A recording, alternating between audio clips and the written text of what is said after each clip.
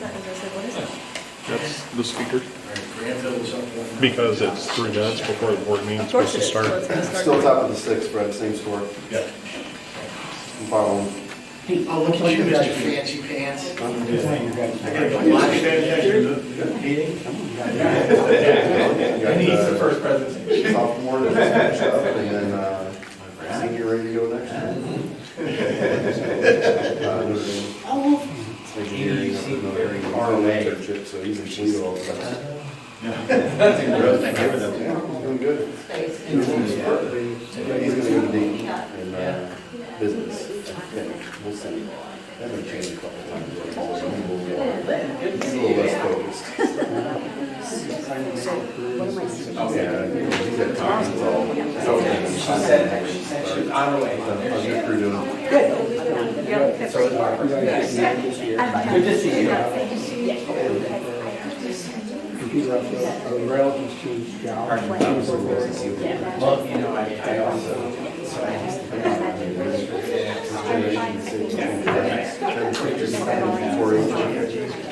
I didn't, yeah. No, I mean, you start thinking about all the times, it's like I had when I was a kid, like, well, you can say actually, you know, or not, but still. I'm exhausted.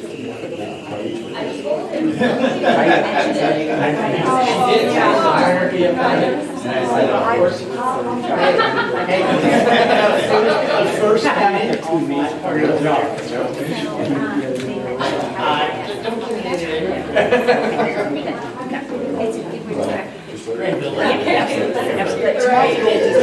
Break services in our, is everybody on there? And I don't worry about that. Hey, well, first if you're assigned this block to this group, then that's all. Right. So tomorrow's just really just here. Good.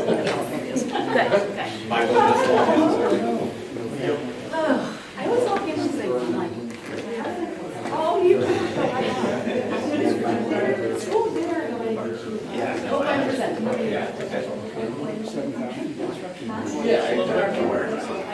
So Molly has something you co-authored one of the articles on the chamber. That's what I was here. You got that West Coast money coming in. It's Gain different. Yeah. Good job. Thanks for now. Yeah, that's what I'm getting for sure. So Charlie, mine's the stool. He's growing up. He's a little bit bigger than Yeah. Good to see you. Yeah. I need it. Molly, keeping Councilman Swank on the straight and narrow in Athens. Oh my gosh, she's a talker, isn't she? Yes. She said he knew you actually, I texted him after. We're like best buds. Yeah, I know. We're He like, seriously. he, I was like, where are you from? I was like, yeah, me too. Oh, okay.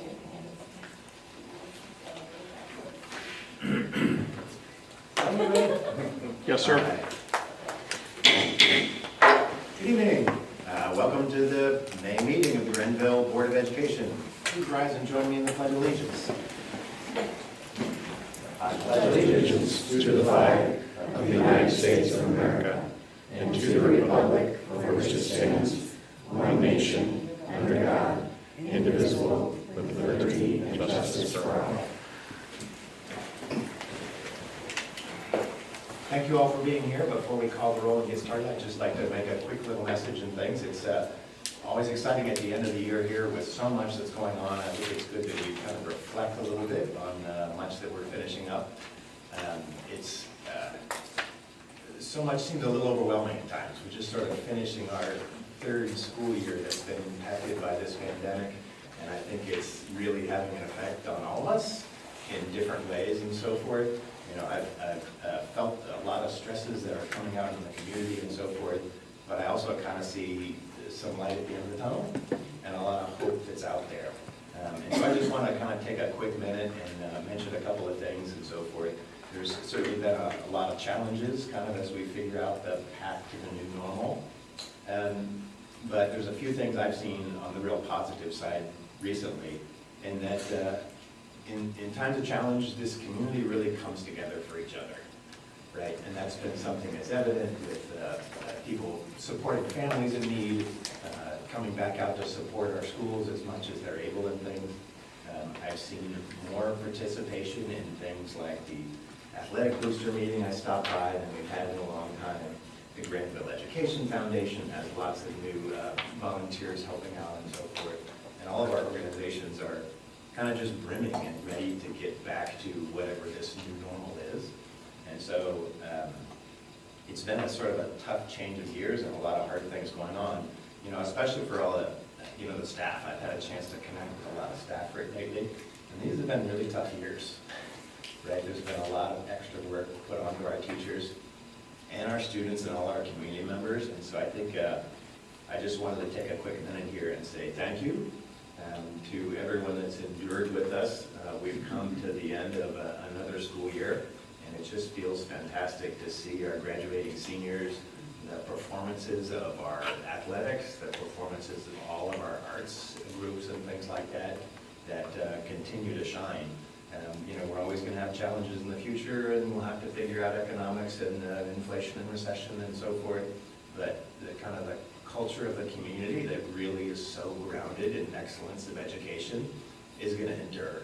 And I think that's going to pull us through everything. So I appreciate this time just to kind of reflect a little bit on the last couple of years and give ourselves a chance to think strategically on what we want to do going forward and restart.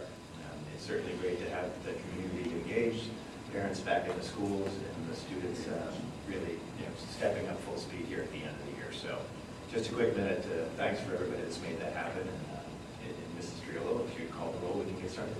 Mr. Miller? Here. Mr. Wolf? Here. Ms. Deeds? Here. Ms. Shaw? Here. Ms. O'Day? Here. Thank you. Motion to approve the agenda? So moved. Second. Ms. Deeds? Aye. Ms. O'Day? Aye. Ms. Shaw? Aye. Mr. Wolf? Aye. Mr. Miller? Aye. Okay, we don't have a combination tonight, so we're going to jump right into staff reports. So I'm going to invite Mr. Burnett, Assistant Superintendent, and Gwen Spence, Director of Student Services, to talk a little bit about our federal funding and our continuous improvement plan. Good evening, everyone. It's that time of year where we talk a little bit about federal funding, specifically title funds that we get, and how we plan on spending them in the 22-23 school year. Some of this is a little bit anticipatory because we don't have the actual funds yet, so we'll rely on what we've gained in the past and use that for planning purposes. So we have 4 different title funds that we get from the federal government. With these federal funds, we have to fill out a rather extensive proposal on how we're going to spend those. And the first one that we get is Title I Part A. And that allocation has been right around $100,000 for the last couple of years. Certainly has decreased from a high a couple of years ago. But that allocation, we anticipate being right around there. It's an income-based metric. It's based on our free and reduced lunch population. And we have very specific guidelines that we can't supplant things that we're already doing with students or with teachers. Or we can supplement, we can't supplant, so we can't replace something. If we were saying, let's say we got an extra $50,000 in Title I, which I don't foresee happening, but if we got that, we couldn't just shift that money and continue to do what we were doing. We'd have to come up with something new to supplement what we're currently doing. So those guidelines are pretty specific. We're not a Title I wide district, so we are what we call targeted assistance. So we're looking at at-risk populations of students. These are at risk by the federal definition, so it includes students that have been historically underserved. That includes minority students, homeless students, foster care students, academically at-risk students, and low-income families. So we can use those funds for a wide range of students, but we have to focus on those student populations and ensure that they're getting proper education within our district. How we spend those Title I funds is really 100% early literacy intervention. They partially support 2 salaries of employees that we have at the elementary school. In previous years, we've given free summer reading intervention, but with COVID funds, some of those funds were earmarked for that, so it's just replacing those this year in just a different funding source. We're actually going to have more summer intervention than we've had really any other year that I've been in this particular role. So I don't want you to feel like there's less summer intervention, it's just a different pot of money that we're using that for this particular summer. And then there's a set aside in there for homeless students and foster care students. So what that looks like is, you know, if a homeless student, and a homeless student is not the definition that I think most of them think of when we think of homeless. It's just they don't have a permanent residence. It could be someone doubled up with a family member.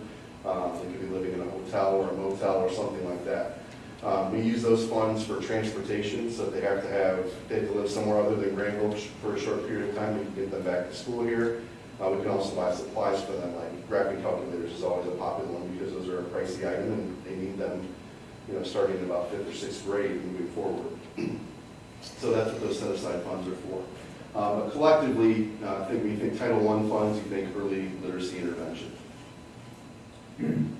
Title II funds are related to improving teacher quality. So this is teacher professional development. This allocation is about $30,000 to $35,000 a year.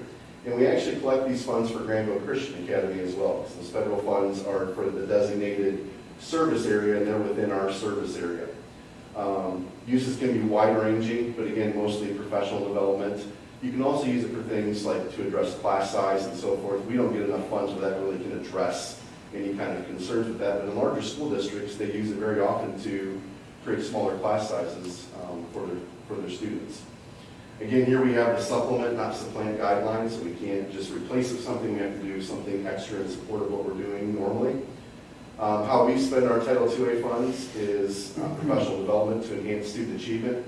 And going into next year, we're looking at several things. We have a lot of new staff members at our elementary, so literacy, professional development for our new staff members is going to be really important to get them up to speed in our literacy program. We have some innovative instructional programming with self-determined learning, and like the mastermind class at the middle school is kind of the first step in that direction, doing some more to expand those opportunities for students within our K-12 system.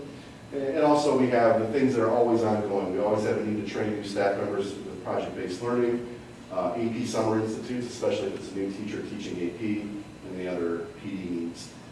Sub-coverage for in-house collaboration really hasn't happened the last couple of years for obvious reasons, but hopefully we can move back to a time where we can get a little bit of collaboration during the school year for staff, and we can use those funds to pay for subs during that time. With new staff, how much time do they spend in the district prior to when the full staff joins? What they're required for the orientation is 3 days. It's the better part of 3 days. So 1 day is with the building, 1 day is here at the district, and 1 day is for all the safety training and ALICE training and things like that they have to go through. So it's the better part of 3 days, in addition to getting the rooms ready and everything else. Would you like me to hold that question? No, absolutely not. Okay, so the literacy PD, will that help meet some of the new dyslexia legislation? Absolutely, because with literacy PD, you're going to get training for foundations Yeah. and phonics-based programming. They won't get into Orton Gillingham with those, but we could use those funds to train additional members once all of that dyslexia legislation is in place and set. We could use those funds to provide that training for staff members. And I think Gwen's going to talk quite a bit about that in her IDEA and other funds that she has as well. Okay, but the foundations and the phonics-based learning that we're doing does connect with that new dyslexia legislation? Yes, Okay. there's a connection there, yes. Title IV funds are for 21st century community learning centers. We get $10,000, that's kind of the minimum that you get for that. Again, this is based on poverty and school performance measures. We just don't get a lot of funds there.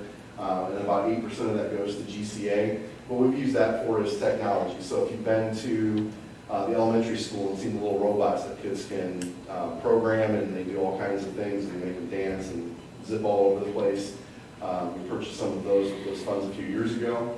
We've been to GIS lately and seen their green screens and all the different things they're using for their podcasts. A lot of those were purchased out of Title IV funds. And next year we're going to allocate those to the middle school for the media center and tech courses for some of the technology items, which are pricey. I mean, $10,000 isn't a lot of money, but you can buy a couple big ticket items that you normally wouldn't be able to fit into a normal budget. And Title III funds, I'm going to turn over to Gwen. So Title III funds are for our students who are limited English proficient, and this is an allocation based on the number of students we have identified. We have not gotten this dollar amount yet allocated to us, so we're anticipating this to be around $3,000. We work through a consortium with the ESC of Central Ohio because we don't meet the threshold of having enough kids to generate enough funds to be able to independently operate. So we are in a consortium with them. These funds typically, again, same thing, we can't supplant, we can only supplement. So it's additional materials, classroom materials that students might need, additional professional development for teachers, for EL teacher, and then additional technology tools as well. And then the other piece that I oversee is our IDEA funds, or our special education federal funds. And again, we're still awaiting the final amount on this, but we anticipate an approximation of about $530,000. And about $25,000 of that does go to GCA as well. They have joined in using their funds. I think this is their 4th year, I think, in the use of their funds. And we provided an intervention specialist to support students over there that we've identified who have IEP needs, but they don't have another way to serve them. We don't serve all of the students at GCA with IEP needs. There's just a certain amount because we might only go so far, obviously. So it's based on the number of special education students we have. It's always a 2-year delay in federal funds. They are only to be used for the most part for students who are identified as special education, and there's no change in how we are doing this. We continue to fund additional intervention specialists with these dollar amounts. We also get an allocation that is related to our early childhood special education funds, and again, based on the number of students we have from fiscal year 21. And we do a flow through so that this offsets some of the costs that we have for our preschool program through Lincoln County ESC. And that's it. So a quick question about the intervention specialists. Now, the money can only be used for special education, but when those intervention specialists, let's say they're in the class as an inclusion teacher, are they supporting all the students? Or are they really, I mean, yes, how does that look? In a co-taught classroom, absolutely intervention specialists are supporting the students who need support. Their primary focus is students with IEPs. Okay. But they absolutely can. Can Take a support small group or read aloud to another student or whatever they need to do to support that student. But Okay. that's fine. Thanks. So the $3,000 that you get for the ESL program, that's separate from the funding you get for hire, like Mrs. Clipper? Right, these funds are not used to hire staff. Yes. And then we also supplement and provide additional dollars, whether we need interpreters, whether we need additional classroom supplies, whatever we might need. But no, these funds are not used for staffing purposes. So I think, Rana, to further answer your question, Granville Schools and our community values the support of the ESL population. Therefore, we hire staff internally and have that service available, where some school districts rely almost exclusively on those federal funds, which we don't receive. That's another way to say it. Yeah, I was gonna ask if we get special funding for that, because that's a special hire, but. Very minimal. About what % do the IDEA funds support our Oh, goodness, I think we have, student services group? It's probably 20% of our oh, spending. no, I think we're probably at, what, 13% of our total costs, 14% of our total costs? Yeah. And remember, IDEA, although I think it was passed in what, 1974? Okay. Has never been fully funded by the federal government. So it has always lacked the funding at the federal level, and there's a trickle-down effect on school districts. But again, this is one of those things that policymakers make some decisions, they make policies, but the funding usually doesn't follow. I don't want to call it an unfunded mandate because it's funded at some level, but it's a percentage of what the reality of the policy was supposed to be. Underfunded, thank you.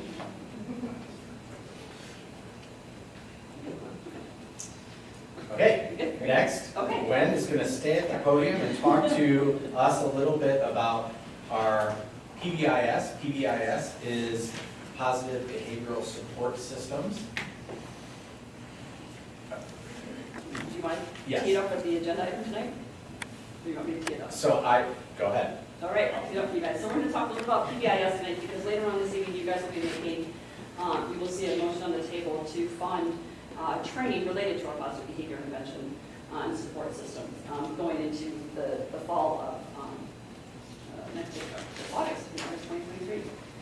So one of the things that we have been focused on is how do we link something when it's an ODE mandate? How do we link that mandate to the work we're already doing?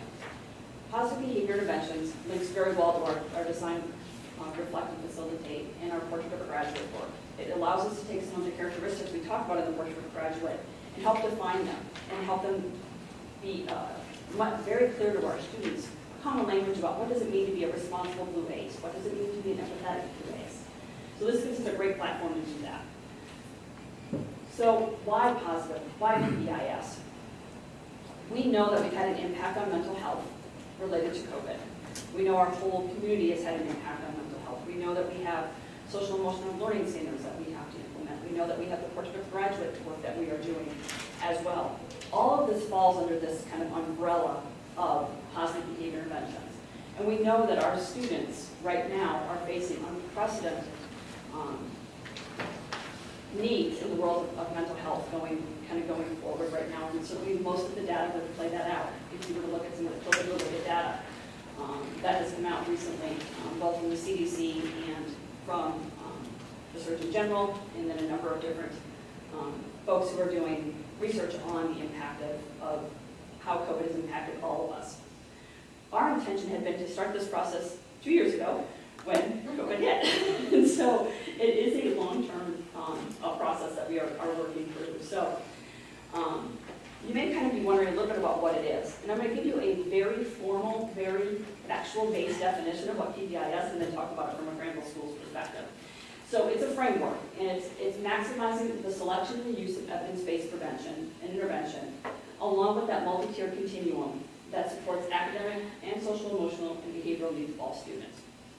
So that definition comes from a national center on PBIS. It's the definition that ODE has embraced, and it's using as their formal definition.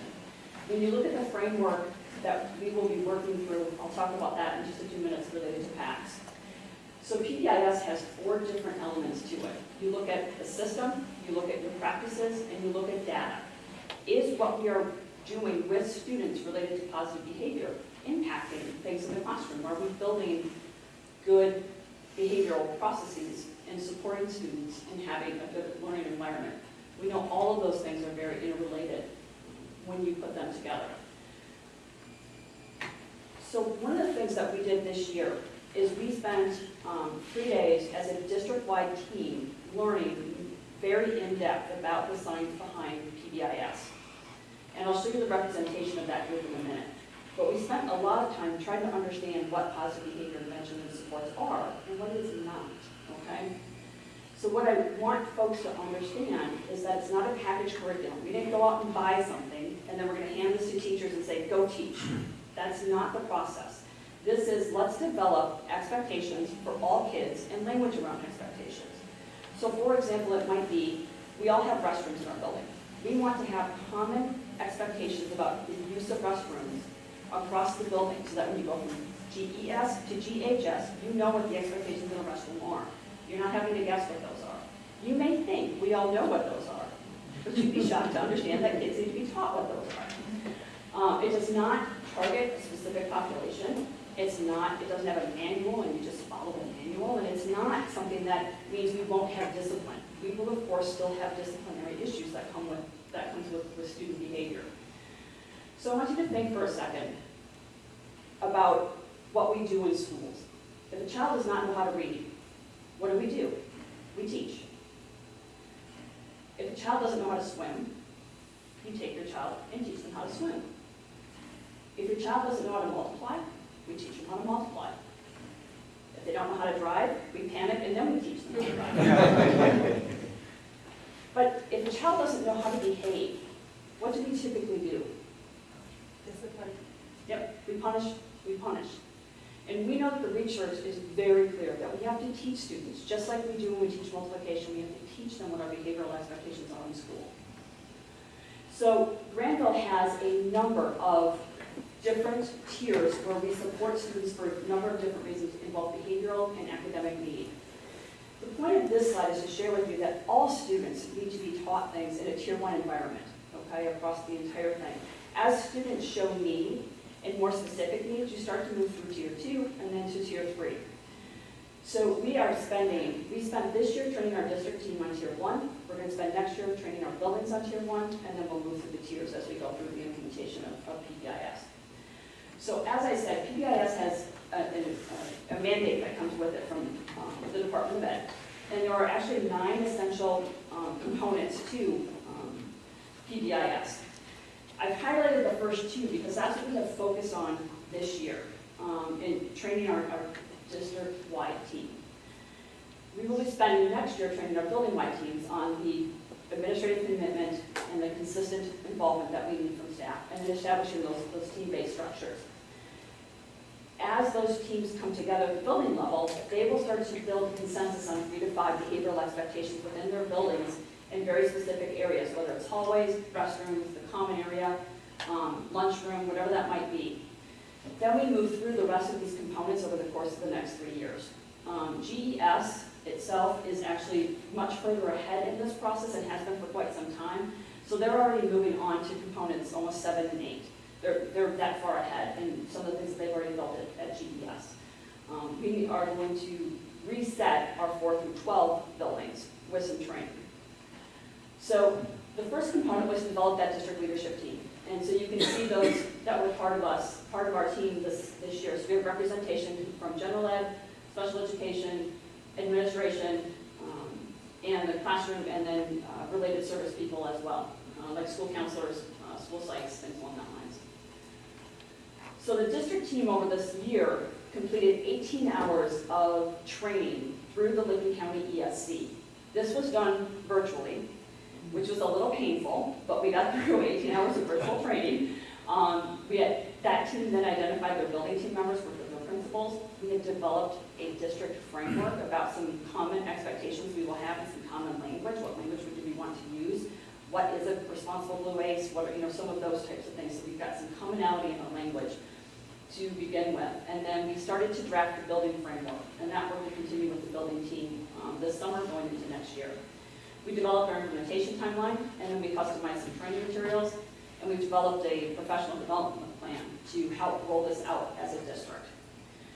So the building teams each have identified the 2 district reps that are on the district team will run the building teams. The building teams include administration, teachers. In some cases, they may include student representatives as well. That may be appropriate. Down the road, they may include parental or parent-family pieces. Not this first year out. We're going to get this rolling first, and then we will take a look at how we blend this into a family piece. We want to make sure staff is across grade levels and programs, and then the school counselor, and then I will sit on each of the 4 building teams as well. So, professional development, this is where you guys come in.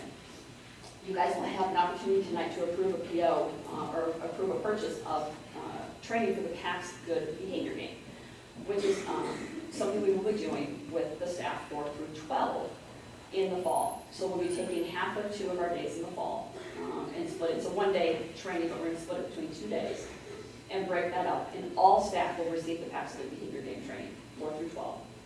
The staff at GES is moving on to what's called PACS Heroes training, which is another layer, a deeper layer behind the PACS component. So that digs a little bit deeper on how to support kids with their with behavioral expectations and the science of behavior. So we will kick things off next Tuesday by training our building and our district team in the PACS Good Behavior Game, so they kind of get a little bit of a feel for it before they head into the fall, so they can be helpful in planning the PD with their building teams. And then we will spend June 1 going through 18 hours of the training that we went through in a lot less time than 18 hours on June 1st to bring those building teams up to speed with the district team. Then we'll spend the afternoon then planning their fall plans. And so then they will revisit the PBIS work both in September and November with our PD days that we already have set aside for that. That's a really fast, quick overview. PBIS. So a couple of just comments about Gwen's presentation. Thank you, Gwen. If PACS Good Behavior Games seems familiar, we've had a partnership with the Our Futures of Lincoln County. Dr. Lou Malika was involved in that program for years. Dr. Maliko was the superintendent in Granville for many years. He is retiring from our futures, I think in June. And so, but when that federal funding went away for our futures, he partnered with Licking Memorial Health Systems, and they provided a lot of the additional training.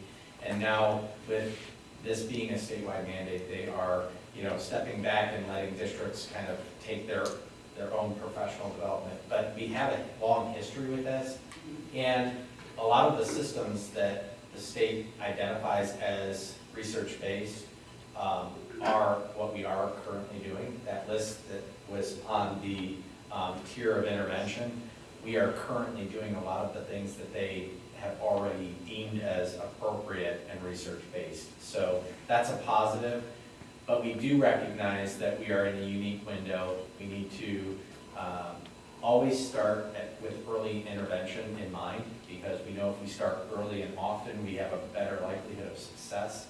So those are some things that are in alignment with kind of our overall philosophy. But I think this is very well timed coming out of the pandemic, as Thomas referenced in the President's welcome. So we're looking forward to moving forward with this. And it's great to hear that, and I feel like the elementary school is ahead of this, and they've been working on it for a while, I think, and that's fantastic. And wish we kind of all had gone through this process a while ago, because these last couple of years have been challenging for a lot of reasons. What are some of the things that we might have been seeing at the elementary school? How do those get implemented at the older grades, and what kind of evidence is there now, and so forth? Like, what are we looking for? We're looking for that common language. We're looking for students to understand what it means to be a Blue Ace, and what do we expect Blue Aces to do, using our portrait of a graduate terminology. And so we've got different language that's used at K-3, but kids don't hear that same language when they go to 4th grade. That language just kind of disappears, because it's just not the same common language. They have awesomes at Granville Elementary. They call them something different at the middle school. They call them something different at the high school. So there will be some common language around those things, so that kids know what those pieces are. And then we will track data. Our hope is that if we see that we are getting office discipline or discipline information that says, wow, the hallways have really been rough the past couple of weeks. We've gotten 4 to 5 referrals about hallway behavior. Let's go back and reteach our expectations.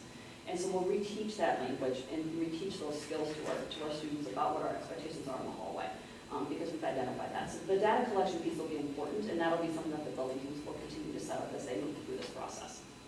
Great. Okay. Well, yeah. Sorry, can you please put that slide back up? I'm sorry, I was choking. I breathed wrong or something. Which slide? The very last one I missed I was leaving as you said this is where we come in. Right, so this evening you guys will be asked to approve the purchase of the training modules from PACS for our 4 through 12 staff. Okay.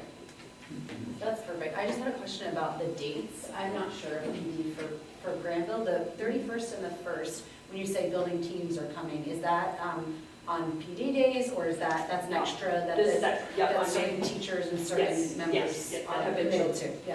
Yep, they are part of the building teams will be implementing PBIS, and so they are aware that we have training on May 31st and June 1st. That just shows an amazing commitment in terms of coming back after you're done at the very end of the year.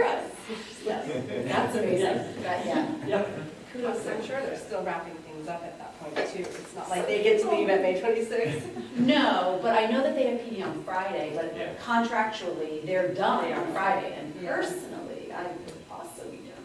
With those people who have that extra bit of commitment, I'm impressed. That's all. We have over 25 people participating. Oh my gosh.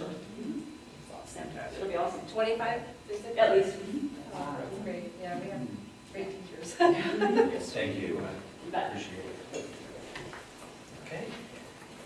Next, we have the monthly financial report and the 5-year forecast kind of woven together in one presentation by our brilliant treasurer. So,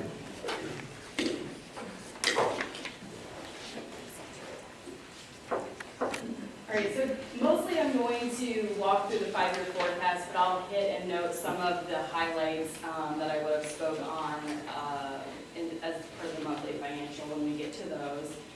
So to start, and just as a reminder, The 5-year forecast is our general fund only, so it does not include the ESSER funds that we've talked about. It doesn't include capital or bonds, so it's just our operating fund. It's updated twice a year, so this is an update from where we were in November. And it is not a budget.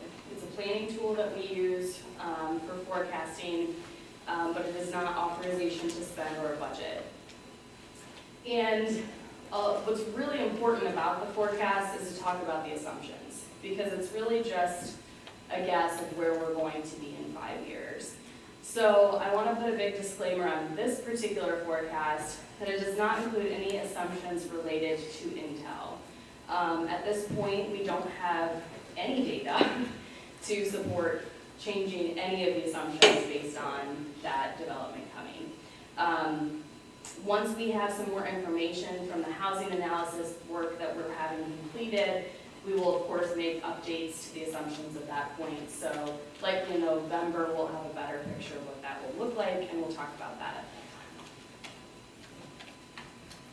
time. For me, I would just jump in and also say another assumption is the state funding formula, which is always, the new state funding formula was implemented for the 2-year biennium, but we'll have another budget cycle also, and it's a new system, and if you remember, it was supposed to phase in over 6 years, but the General Assembly has to act on that in order to accomplish that. So I'm sure you remember. So that's the line. Thank you. So first, looking at a summary graph, the black bars here represent total revenue in each fiscal year, and then the gray bars are total expenditures. The orangish color bar at the top in 24, 25, and 26 represents the renewal of the income tax, so that has to be separated out until that renewal is passed. And then I have 2 different lines here showing the cash balance under the assumption. The blue line shows the assumption that the income tax is renewed, and then the orange line shows the cash balance in each year if that is not renewed.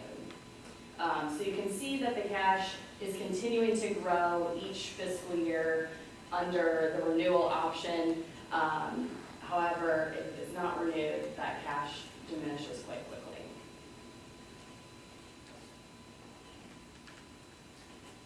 So I just want to, and I know these numbers are kind of small on the screen, but just wanted to highlight the major changes where the numbers are changing significantly from November. And so when we look at this summary, we're primarily looking at that ending cash balance 5 years out. With the levy renewed, ending cash in November in 2026 was at 19.4. Now, with the changes that we've made, and I'll talk about as we go through some of the highlights of the changes that have been made, because there's both expenditure changes and revenue changes, we're at 18.9. Without the levy, we're looking at cash balance of 7.9 in November. Now we're at about 5 million. So the significant changes here I will highlight under the revenue side first. I'm just a little curious, you'd think the change would be the same with or without the levy, the magnitude of the change between the two. Help me understand why that's not true. Well, because we've made a lot of different changes, and primarily on the revenue side, the changes are in the income tax. So the income tax growth is more significant in even just the current year than where we were in November, but also the growth over the 5 years. Thank you. So looking at our revenue overview, so first the graph on the left, what I want to highlight here is the change in the gray section here. That's the income tax. So it's going from a little over 16% up to over 21% over the 5-year period. So that's really showing you the growth and how that income tax is becoming a larger portion of our total revenue over time. That's why it is so essential to being renewed. And then on the right, we show total revenue by year. Obviously 22 through 26 are the projected years. The increases here from 2020 up to 22, that was the phase-in of the income tax. And that's pretty typical what you would see after you pass a levy is growing revenue, and then it kind of just stays flat going forward.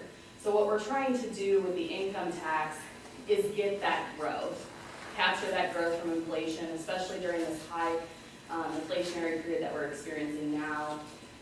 So that was the goal of the income tax, and that's what we're benefiting from right now. So the main assumptions on the revenue side, obviously we're still primarily reliant on property tax. And the issue with property tax is that it does not grow with inflation.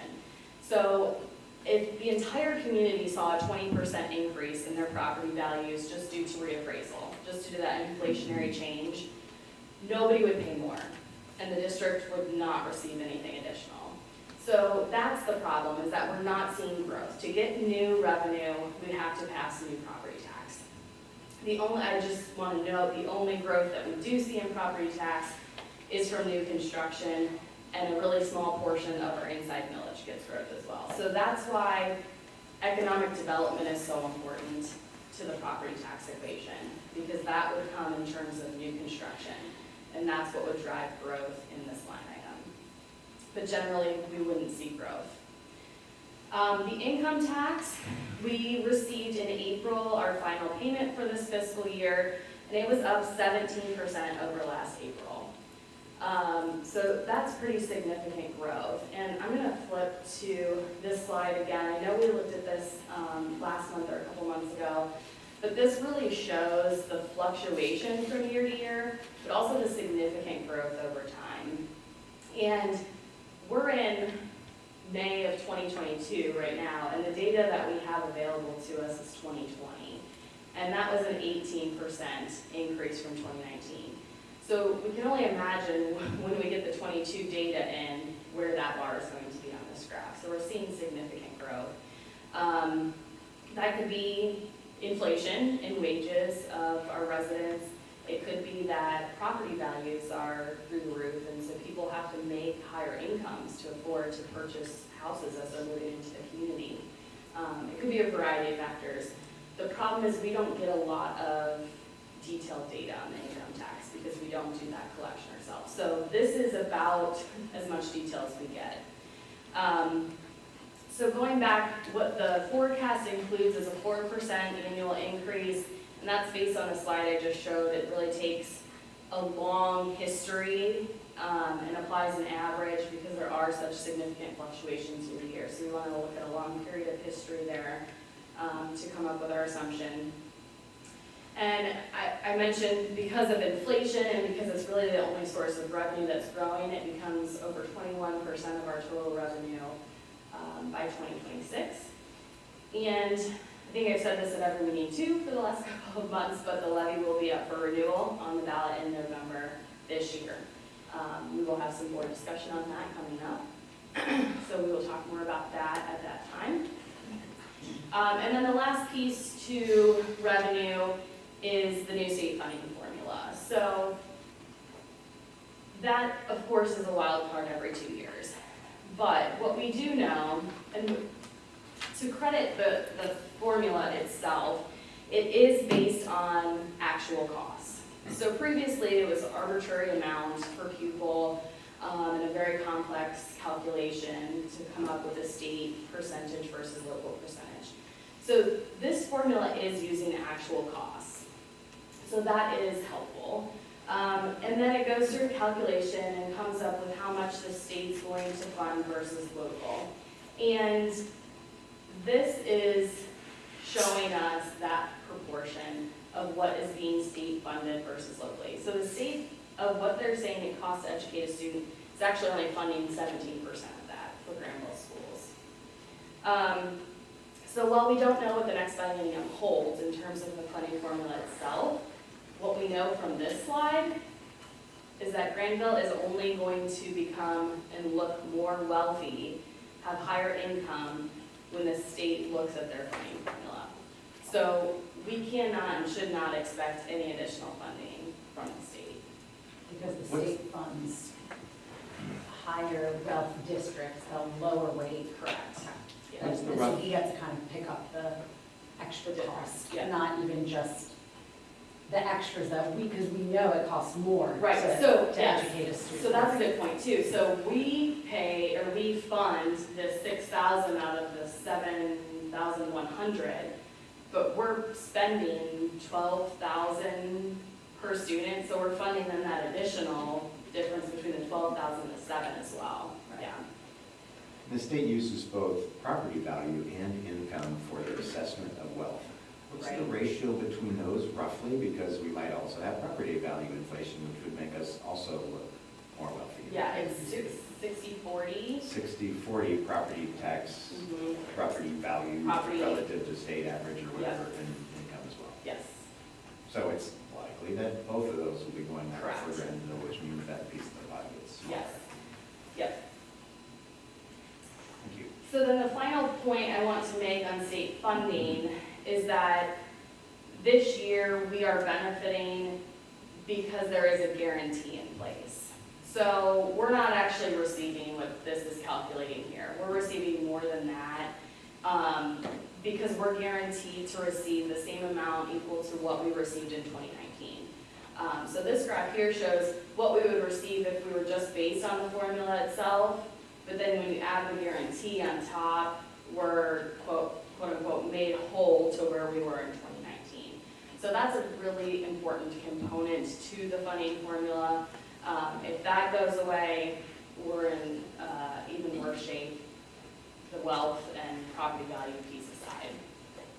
But the go ahead. Sorry, when will you know when that, if that gets renewed, the guarantee? June 30th, 2023.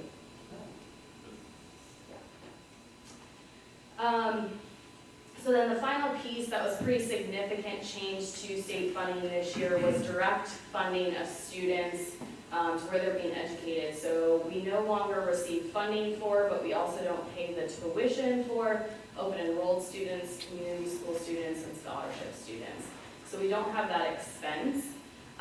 So that piece in itself is actually a net positive benefit to us. So we're not receiving the funding, but we don't have the expense.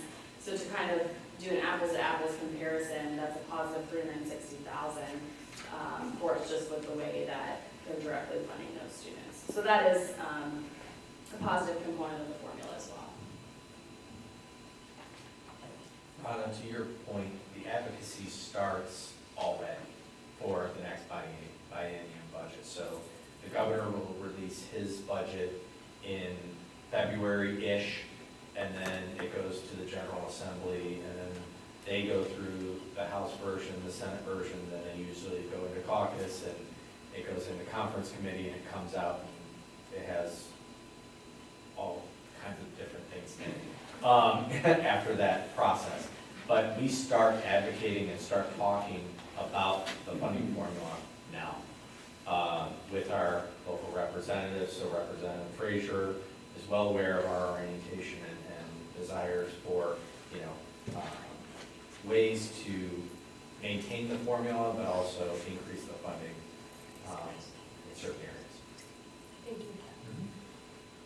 So this slide fits nicely right between state funding and expenditures, and that's enrollment, projected enrollment. So enrollment is a component of the formula since it is a per pupil calculation, even though that doesn't really apply to us since we're on the guarantee. We would have to grow significantly in terms of enrollment to receive additional state revenue. But it is still a piece that we look at, especially on the expenditure side. So again, I'll reiterate, this does not include growth related to Intel. So this is really just based on historical trends. It's about a 1% increase each year. And we anticipate that we will start to receive data back from our consultant, looking at, enrollment potential growth options starting in August. So then moving on to expenditure overview, the breakdown of total expenditures by category pretty much stays about the same over the forecast period, with benefits growing at a slightly larger rate than the other categories. But obviously, a majority of our expenses are in personnel. So the salary and benefit line items. When we look at the historical change, we saw about a 3% growth year over year in expenditures, and we're forecasting about 4.5%. And again, this is a forecast, it's a projection, it's not our budget, it's not an authorization to spend, it's based on somewhat conservative measures, especially in the benefit category that I'll talk about next. So the big change from November to the May forecast update on the salary and benefit line items is the conclusion of finalization of our collective bargaining agreement with GEA. So included in that, we have a 3% base salary increase for next fiscal year, 2.75 the following, and then 2.75 in 2025. Beyond the life of that contract, we have 2% included. We have some stipends included for retention. And then for fiscal year 23, we also have 2 additional teachers due to enrollment growth. Both of those are at the elementary. And then we also have an additional assistant principal. And that's really to address the needs of our 2 largest buildings. So those are all additions to the forecast from where we were in November. We also have, this was in the forecast in November, but just to explain the assumptions, we also have an additional teacher in fiscal year 25 for enrollment growth. So this is where, not only on the revenue side, where we will see some changes once we have some data on Intel, but we'll also probably want to address the enrollment growth assumptions as far as additional teachers go. So we'll see changes on both sides. As far as benefits, we have, I said conservative, so we have a 15% increase for 2023 included, and that's because that's what our carrier has set as a rate cap, so it can't be more than that. That's really the worst case scenario. And then we have 10% included after that. As part of the collective bargaining process, we also addressed some benefit changes. So we have some changes in a tiered approach over the next 3 years to the split between employee and employer premium share. So increasing the percentage of what employees pay for their medical insurance, as well as reductions to HSA contributions from the district. The last item on expenditures, again, we have a decrease related to no longer having those tuition expenses due to the funding formula. So that's going to kind of skew things when we look at a year-over-year comparison. But as I said, that is a positive, net positive change as far as cash. So coming back to our summary overview, although, as I mentioned up front, the forecast itself does not include the ESSER funds that we've received, they do impact the forecast. So it is helping our cash balance because we were able to utilize those federal funds that would have otherwise hit the general fund. So we have utilized those effectively to benefit our cash position. With the levy renewal, through the life of this forecast, there is not a need for additional new money. So we would not need a new property tax through the life of this forecast, assuming the levy is renewed. Without the levy, though, that cash balance diminishes quickly. So here I highlighted with an arrow the difference in the cash position. So that's $13.9 million difference in 2026 without the income tax. So the last point here, maintaining a sufficient cash balance is especially vital going into this period of high growth. So while we don't have assumptions in the forecast for what Intel will bring, we know that it's going to bring some growth. And so to have cash on hand to be able to address those needs when we need to add a teacher here and there, facility needs, etc., we have the ability to do that. So that wraps up, I did have one more slide, doesn't seem to be here. That wraps up where we currently stand. which will take us into board discussion, if there's not any other questions.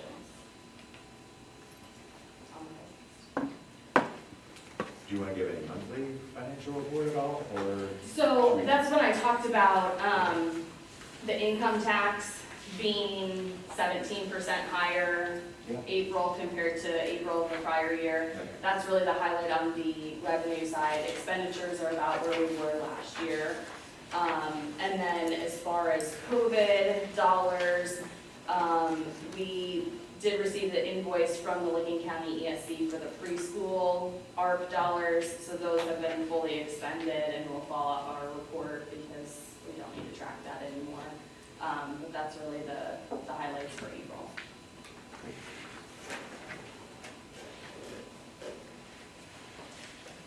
Yeah, I appreciate you really distilling this down and some of the graphics that you've given us here to help us kind of think through this process as we start to figure out, what the right funding mechanisms are and how we continue to be sustainable there. So that's great.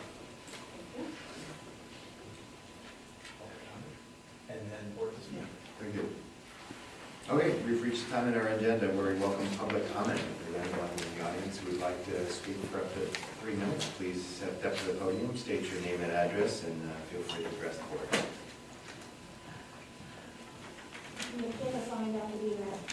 No, you don't. Jim, would you like to say something? Thank you.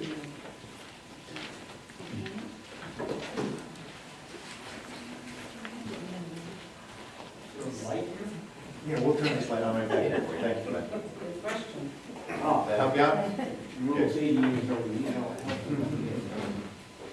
My name is Jim Nunschwander. I live at 226 Redwood Drive, Newark, Ohio, which is in the school district.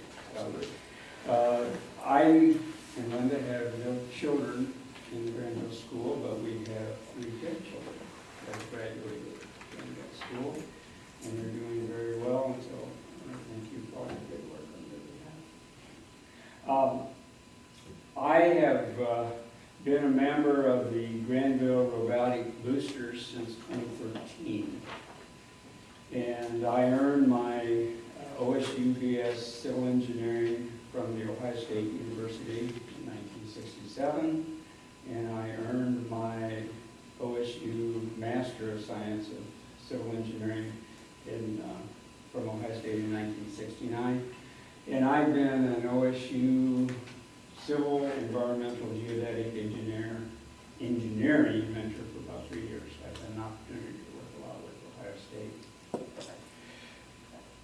In 2017, a Thailand company was proposing to build a $6 billion plant over in southeast Ohio in Belmont County. I don't know, some of you might have heard about it.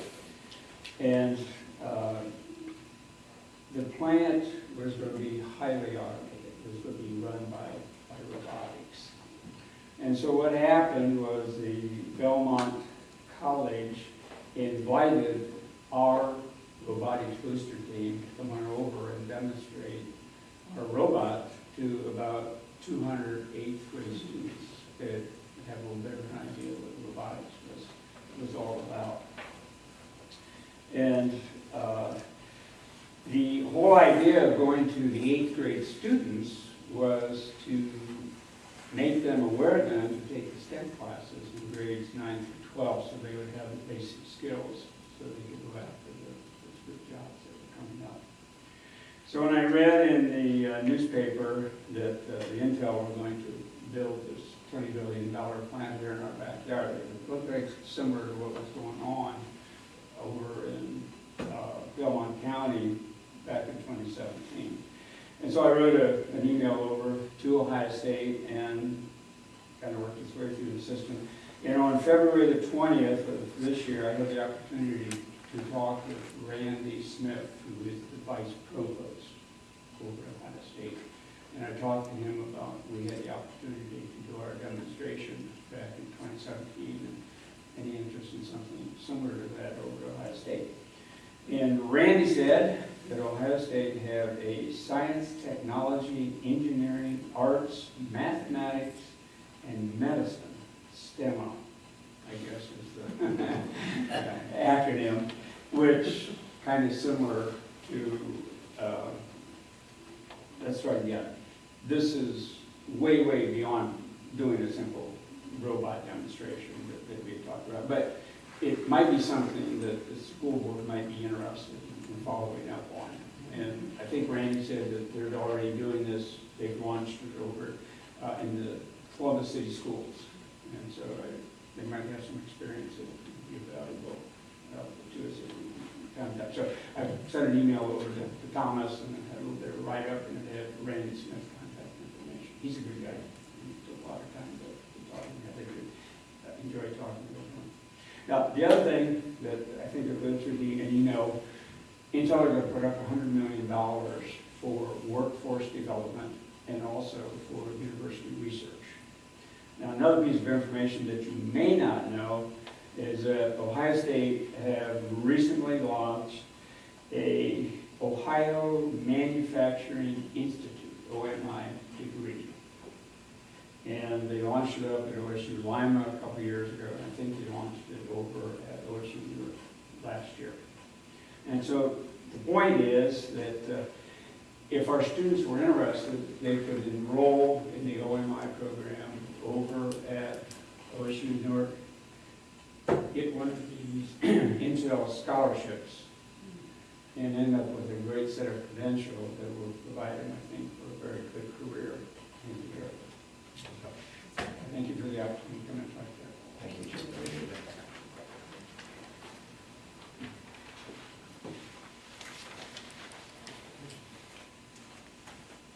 Okay, thank you for that public comment.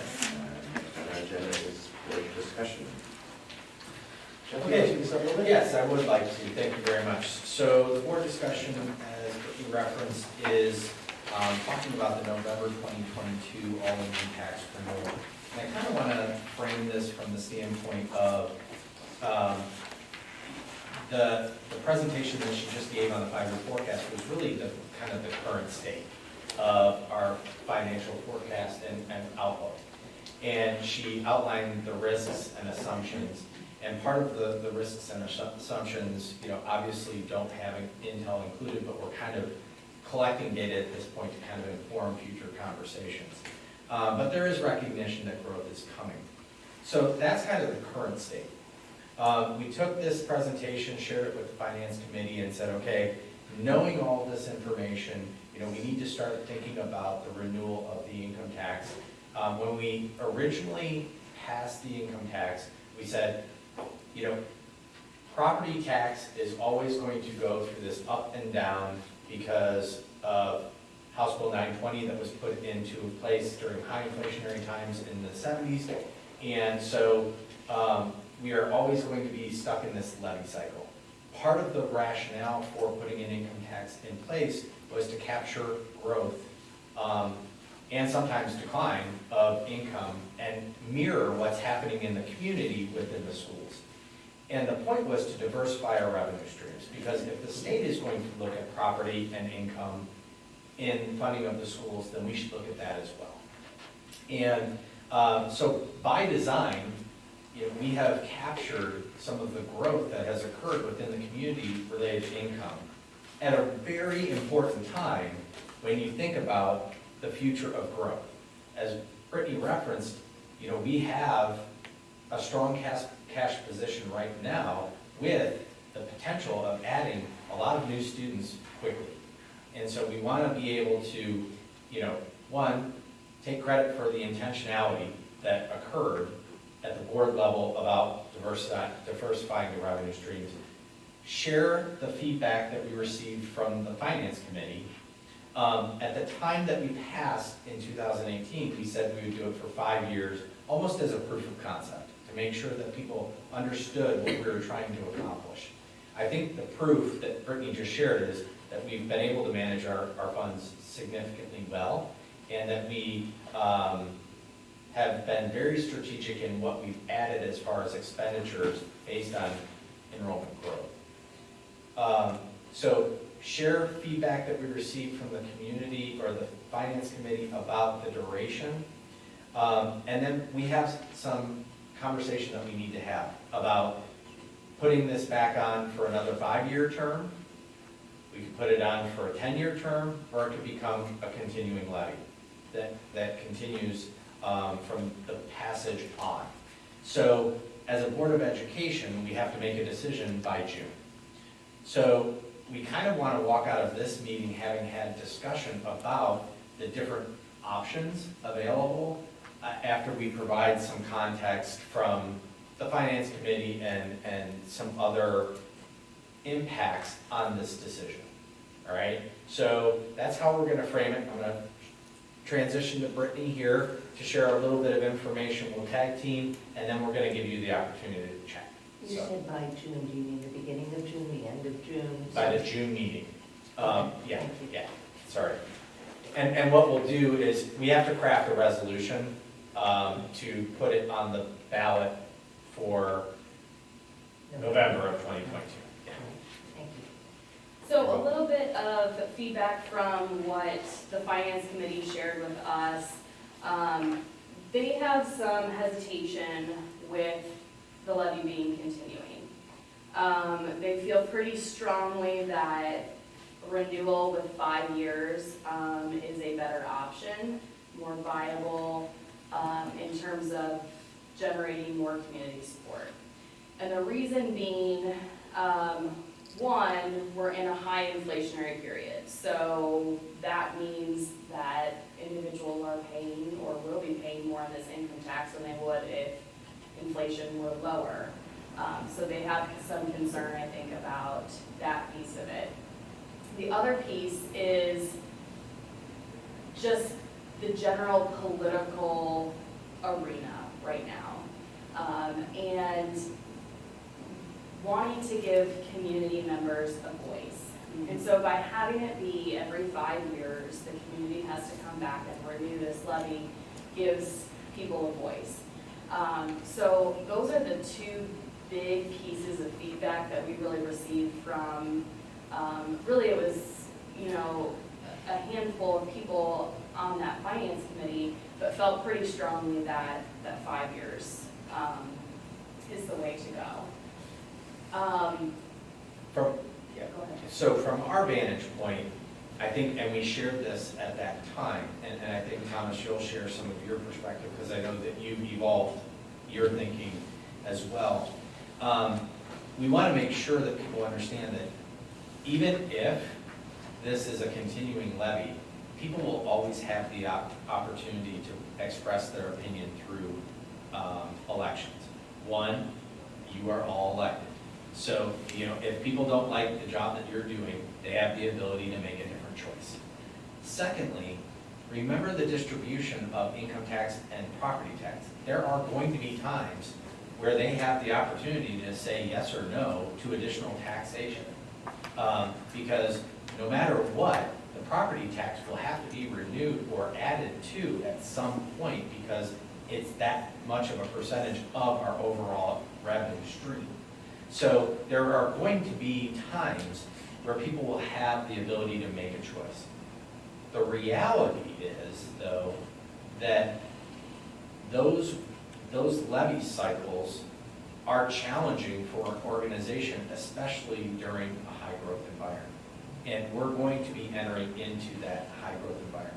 So we kind of articulated that perspective to the Finance Committee that, there is still the option to express your opinion and make your elected officials aware of your satisfaction with the schools. Now, generally, we hear a lot of great positive things about our schools, okay, especially how we handled the pandemic, where I think we came out of the pandemic doing really well compared to a lot of our peers.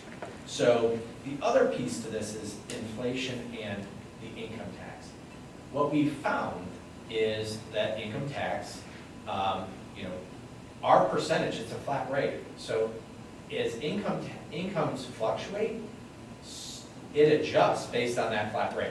And so it really will, if inflation is increasing but salaries are increasing, that's going to be, captured in that flat rate. So I think there are some arguments and some conversations that we need to have about the different terms and our concerns. My concern with putting it on for a 5-year term is that most likely we are going to have a bond request. And what we don't want to have happen is an income tax request, a potential property tax request, and a bond request all stacked on one another. Because what we've done very intentionally with the village, the township, and all the other entities that we work with is make sure that we don't all hit the voters at the same time, because we understand that, that could be destructive to a budget. So, the fire levy just passed.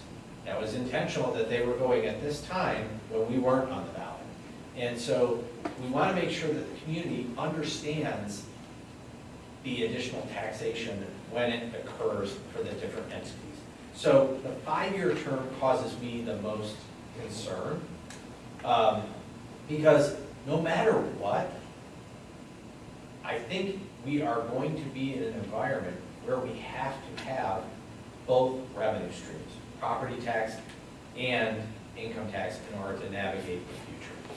So that's kind of my perspective, but we understand that you are the decision makers, and we want you to have the opportunity to discuss transparently to the public right now with an understanding that you're going to have to make a decision in June. And so we're kind of looking for some consensus based off the discussion, but if necessary, we can have the lawyers craft 2 resolutions. And so I said there were 3 options. I'm saying you have to come down to at least 2 so that we can craft, resolutions for the June meeting. So that's kind of the lay of the land, and I'll throw it back for board discussion. We'll stop talking. Oh, You want to clarify what the 3 options are? yeah, yes. Just to be clear, so the 3 options, because we're under the general assumption that we are going to renew this traditional income tax. So the 3 options are renew it for a 5-year period, a 10-year period, or a continuing period. And all 3 options would be considered a renewal of the existing tax, just for a different duration. They would not change the percentage of the income tax. Instead, 0.75. You indicated that there were some strong opinions in favor of a 5-year on the finance committee. Were there also opinions supporting continuing, or were they less vocal? I would say that there was not enough representation on the committee to support a continuing stance. We didn't have a large group. There were 3 community members in attendance that were not otherwise associated with the school district. But there were 10 people there, because we had a couple staff members, administrators, and board members as well. So we're basing on a relatively small data set of people that are valuable contributors to the finance committee, but possibly not a full representation, which is really why we need us all to go out and survey constituents to help them understand what we're up against here, to help us make a decision when we need to. Did you answer your question? You look. I was confused by the non-otherwise affiliated with the district. So we had 2 board members, 2 administrators, 2 teachers, another treasurer's department representative. 1 teacher that lived in that district. The other one did not. Yeah. And then 3 community members. Right. Who do live in the district? Yes, Okay. absolutely. Okay, Yes, that was what I. yes. that's- But Okay. they're not staff. Yeah. Right. There were 4 total, including the 1 teacher, there were 4 residents. Okay. And both Fred and Thomas represented? Yeah. Yeah. I was there too. I was also there.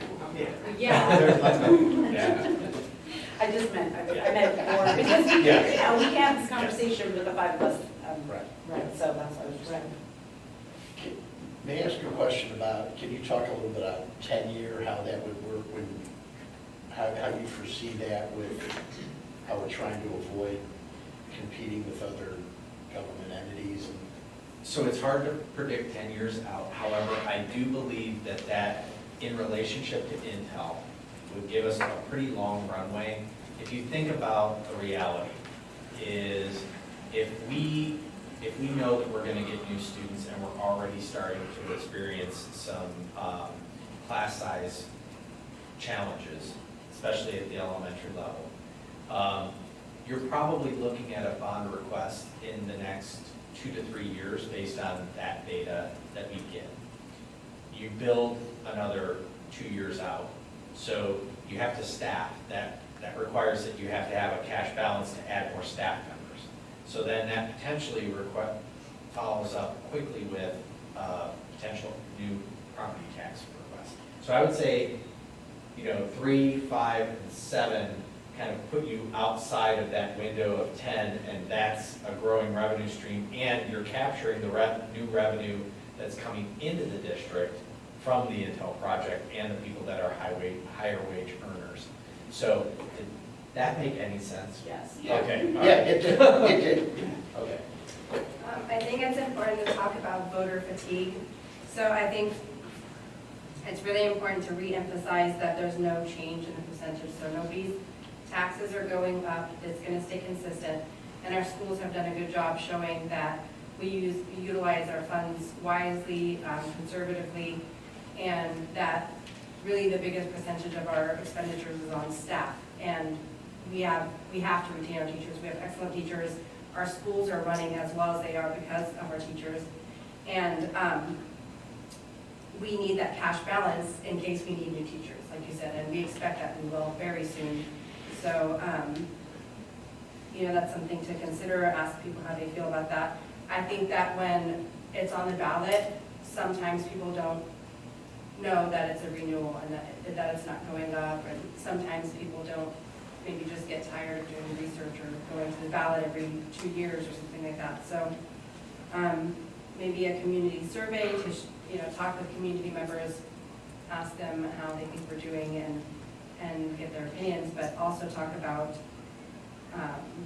the continual versus the 5-year, and for those reasons, because we know we're going to need more money eventually anyway. So this is kind of just keeping things status quo, and we don't want to ask for more money in 2 different areas in 2 to 4 years from now. I think the challenge with doing a community survey is, 1, timing, and 2, if you're going to do it well, it costs a lot of money. And so I think we know that we have to remove the income tax. It's really just the duration. It's not, you just saw how much it percentage-wise was of our revenue. It's a must that it passes. It's just what duration. And I think that's the most important piece that we need to get.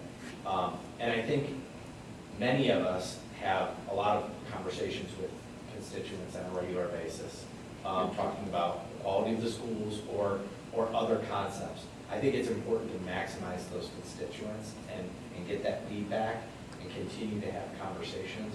But what we're trying to gauge tonight is really just, what do you think right now about, does 5, 10, or continuing make most sense to you based on the feedback that you're receiving right now?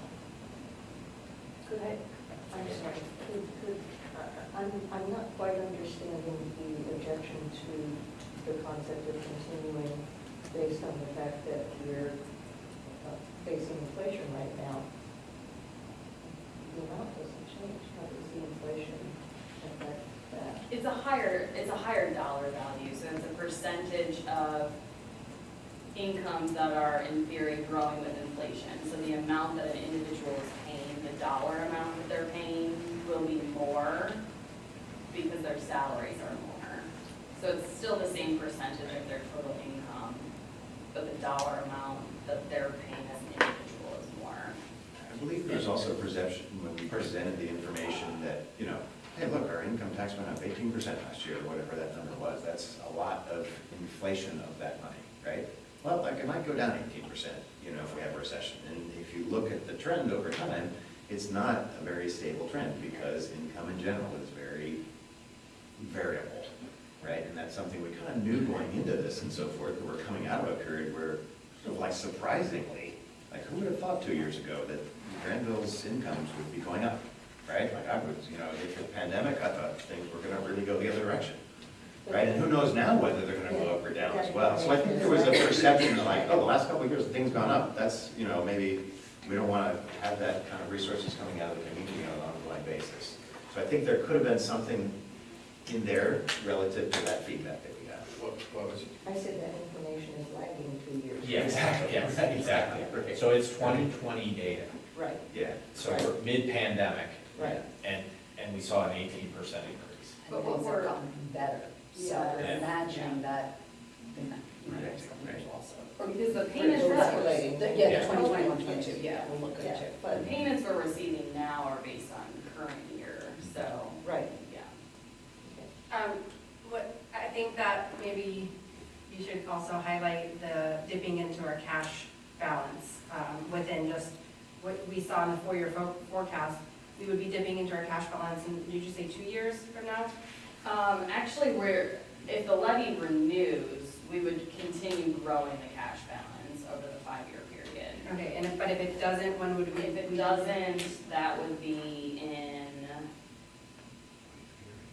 2025. So, and we would go back on the ballot for this levy. If it was a 5-year, we would go back on the ballot in 2026. It would actually be in the fall of 2027. So it's 4 years now from when it was originally passed because you can go a year early. But then if we go early now and it passes Yes. this fall, then it would be 5 years when we would be on the ballot again, which would again be a year early from when we would have to pass it. Does that make sense? Yeah. So it's not an extension of 5 years, it's 5 years from the time it's voted. Correct. So my opinion is that,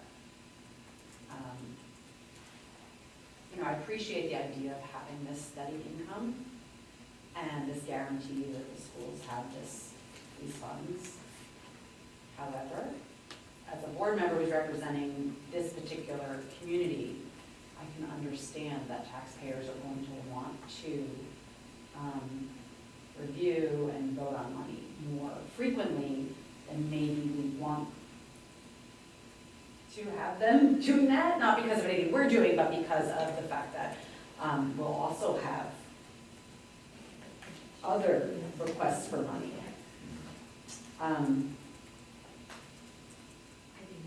So I'm kind of up in the air right now in terms of, I'm looking at numbers here, and I'm looking at a possible bond request in 2025, a levy, and then possible property tax for the staff funding in 2027. So that's two income sources that we're looking for. And then in 2029, or maybe it wasn't a staff, but Right. it looks like there's going to be overlap if we go for 5 years. So that doesn't necessarily seem like the best idea to me, but I'm also thinking about the community as a whole and how important it is for our community to be involved. So, I just want to put the best possible levy on the ballot so that it passes right now. That's where, unfortunately, we don't have enough time. That's where I was saying maybe a survey would have been really helpful so that we could know how people feel. Well, yeah, no, I think we do have time. I think that it does require on our parts this concerted effort. So if my personal opinion is that we should have a continuing levy, that's fine and good. But if I know that taxpayers are very invested in being involved, and parents are very invested in being involved, and family and community, I'm not calling our constituents only taxpayers, I think it really requires us from now until our June meeting to really gather more information. Unfortunately, that doesn't really give you exactly what you were asking for tonight. Well, but I don't think it does either, because I think, let's talk about that overlap on the 5. Because I think if we can at least recognize that that might not be the best option, even though it gives you the first touch point, it also creates an overlap that can be very detrimental to the school district. So can you just? Because if any one of those things doesn't pass, you're kind of at a cliff. You're either at a cliff from an enrollment standpoint and density, or you're at a fiscal cliff, and that's just bad. So as a governance team, I would tell you that 5 years probably is not a good option. Okay? Now, would I love for that revenue stream moving forward to be, something that the governance team can rely on? Absolutely. But I certainly understand, although I believe that voters have many different ways to communicate to this board their satisfaction level at the ballot box, I can certainly entertain the conversation about a 10-year or continuing. That's just, again, you pay me not to sit on the fence. I'm straddling it right now, okay? Right. On the 10 and continuing, but I'm doing that just to illuminate why potentially the 5 years is not the best solution. I think all along, when we first talked about this a few months ago, I thought 10 years sounded good, just because it's like middle ground. We're not gonna experience the voter fatigue with the 5 year, which, will definitely happen with the 5 year. And then that way it's, it's not never ending, so I think 10 years is a happy medium. But I understand that even within 10 years, we might have to have new stuff coming up, so. Go ahead. No, go ahead. Do we feel like, let's, for example, we do 10 years. Do we feel like that, assuming we have to go forward with a bond, okay, for new building, are we gonna have to put an additional levy for staff, or are we gonna be able to, if we did a 10-year and with the forecast? So it all depends, and I should let you answer.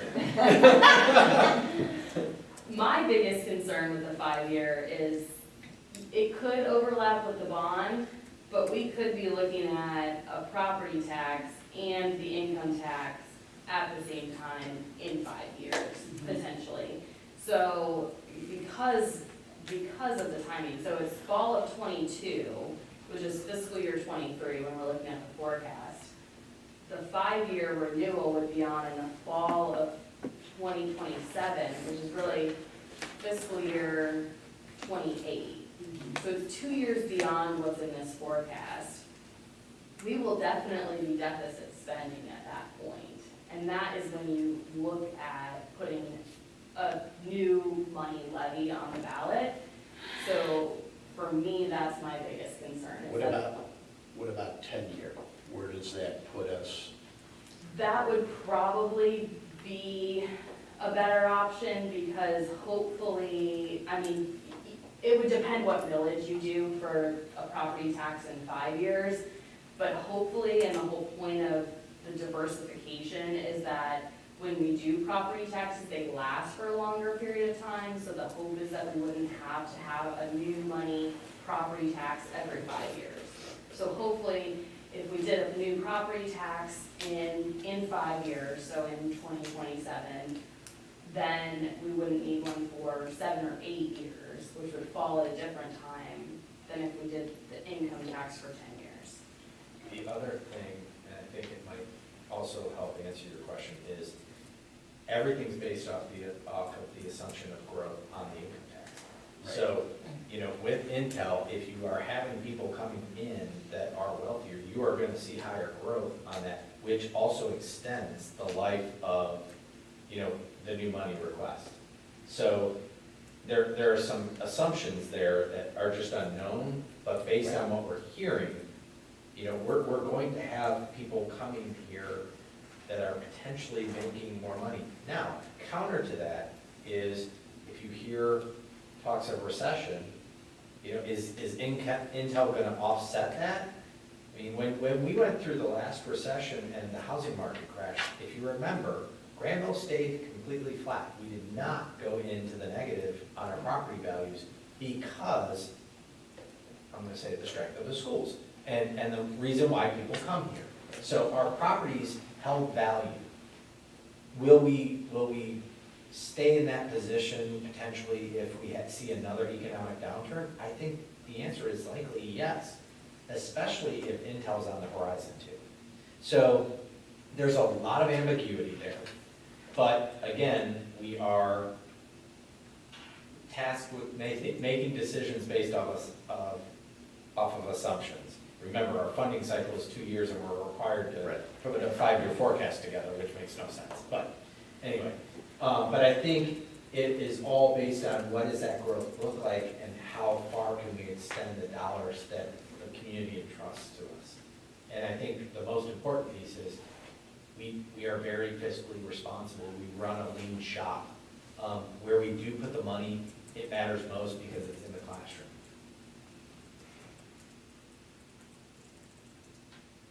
What comes to my mind is that when we were first discussing putting an income tax on in the first place, we were very clear that we were putting it on for 5 years so we would have the opportunity to demonstrate fiscal responsibility.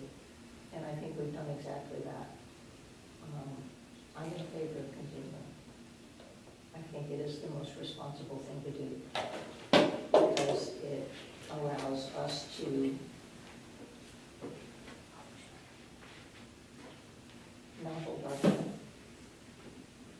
and make long-term decisions and avoid voter fatigue, which is very real.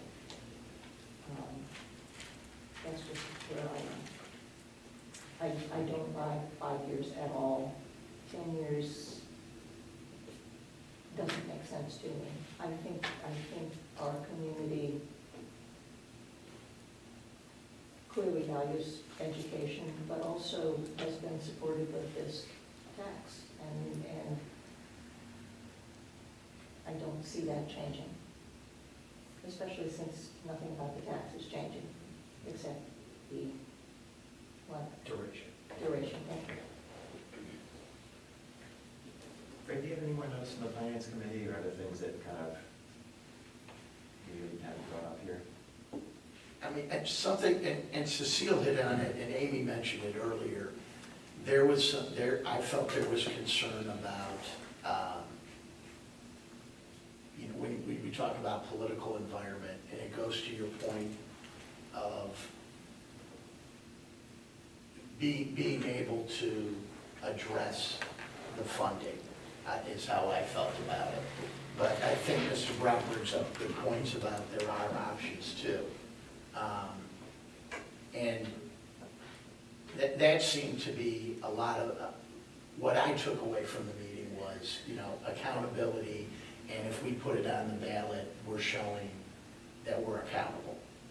You mean, And that, I'm sorry, can you just clarify, you mean if we put it on the ballot for 10, for 5 or 10? they were talking about 5. Right, okay. We didn't really discuss, my recollection, the idea of 10. We talked about it, it was brought up. Yeah. Right, But it but wasn't discussed. it wasn't discussed like the 5 and the continuing. That seemed to be the direction of where it was going, and I think that was a lot of the concern expressed by individuals.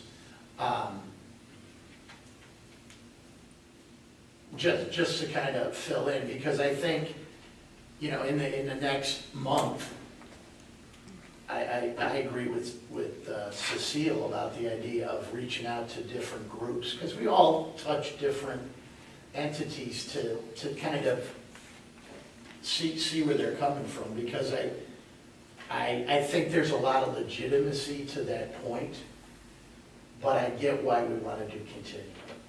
I understand that long term. And I just like to touch base with some folks. I don't believe in 5-year at all. I don't think that makes any sense. Not to disparage where people were coming from, but I think to address what the schools need, and what our students ultimately need, 5-year doesn't work. To me, it's looking at the 10-year and the continuing is where I fall in this right now. I agree with that. I feel like it's either of those two. Yeah, I think, and I realize a lot of this, Brittany does it all the time. We're making we have to make assumptions of what's going to happen. And my opinion, whether Intel was coming or not, we're seeing growth. So that was going to be there. That's something. I think Intel coming has accelerated our timeline in my mind, but it was, we're gonna have to do something about facilities. So let me just maybe make that point, because I think that's something that hasn't been said yet, and I think that's a really good point. We are currently, there is development on River Road, or on Newark Granville Road. Now it's, 55 and over housing. There's Westgate, 55 and over, but we do see some students from those environments, like the Colony. But then River Road is also under development with Rockford Homes. So dirt has been moved. So those are already pre-intel, not threats, but urgency, it moves this conversation up a little bit further than it would have, 2 years ago. How many homes going in there? So right now, there are 67 homes plotted just on the north side on the Harris property, former Harris property. The Amaker property has still been in discussions, but Rockford is trying to buy both plots. And so we're working with other entities to work with the developers on, minimizing density. Knowing that we can't necessarily stop the development, it's in New York City, it's Granville Schools, but we're trying to work collaboratively with our partners to lower the potential density. The point being is, homes are going to be built. Under the current zoning, under the current laws, homes are going to be built. And typically, homes that are built in Granville will bring children because of the schools. So I think that's a really good point. Well, a couple other things I heard in the finance committee meeting is that we're fortunate that Granville has done well these last couple of years and our incomes have prospered. I heard a lot of pessimistic feedback from people who understand the economy well, that they're seeing numbers that are near double-digit inflation. They're forecasting significant recession, right? And it's hard to forecast those things. I don't know where those things are going to be at the end of this year. I certainly don't know how that's going to look in 5 years, and 10 years, is really difficult and challenging to look at. But they're faced with the reality of we might not be in as rosy of a financial situation as in November, and we risk not getting support if the economy is not strong, if there's a political environment that's divisive, and so forth. And I kind of heard that feedback from them to kind of caution us that there's a risk here that people are not going to want up carte blanche, as they said, just give you the income tax forever. And I'm kind of right with them, right? In some ways, I was the biggest proponent of 5 years instead of continuing when we first put this on, right? And school districts, it's just kind of a pain to have to run levies all the time, right? And it's a thing that is baked into our system. But although it's challenging, I think it's very healthy. I think the process of going back and talking to your community is the time where you really get quality feedback. When we put the income tax on the ballot, it was kind of an experiment. We didn't know if it was the right thing. We didn't know how it would fit in. But I'll say that I've changed my mind very much about the income tax levy. Right? I think it's a really important part of our continuing revenue stream. I can't imagine not passing it.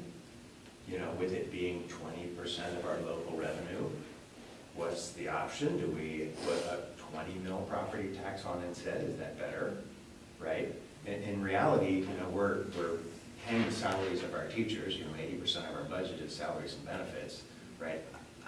I really think we've been extremely responsible with the way that we've managed our funds and things like that.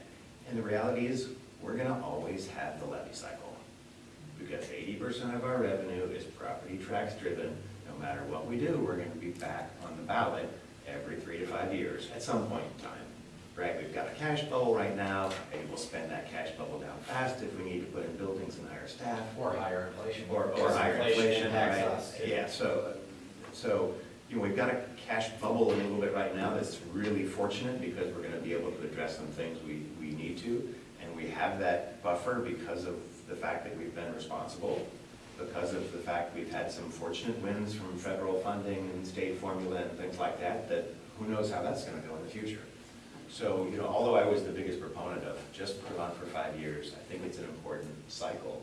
I'm at this point very much supportive of a continuing levy, and I hope the community is too.